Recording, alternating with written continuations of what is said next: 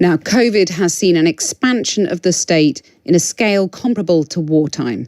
And that's kept a lot of us in our jobs, and it's helped a lot of businesses stay afloat. But the debt can't keep on mounting forever. And short of an economic miracle, that means the government is going to have to either raise taxes or cut spending.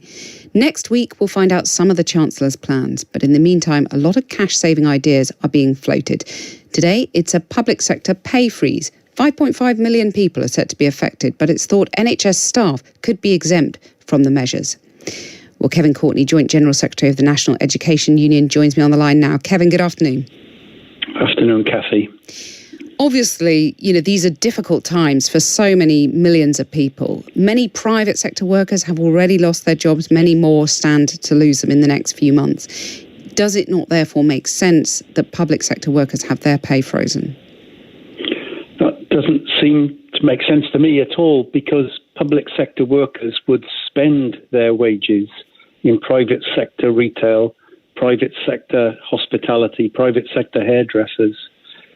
I don't get how the Chancellor can think that by cutting back, if every country in the world cuts back at the same time, we are going to head into an even deeper recession. This makes no sense economically. We need some Keynesianism, I think, at this moment. And there's another side to this as well. I mean, teachers, support staff, school leaders, not uniquely, it's happening to everybody else as well. But the workers that I represent, they are more stressed, more tired, more exhausted than they have ever been in their working lives. And this is just a slap in the face to them. And the same thing applies to prison officers, to police officers, to the people at the DWP. It's terrible for morale. I mean, you talk about Keynesianism and, expanding the state, extraordinary times, etc. But let me just put some figures to you that have been across the Chancellor's desk, no doubt. National debt is now over 2 trillion. It's larger than the size of the economy. Government borrowing has reached £215 billion, £169 billion more than a year ago. Confronted with those figures, everybody's got to play their part, haven't they?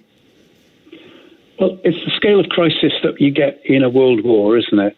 And I guess I would look back and ask, what did the Labour government do coming out of in 1945, coming out of the Second World War? And they built the NHS. They built out of the crisis. We are facing enormous demands, not just from the corona pandemic, but the huge demands that we need for a Green New Deal.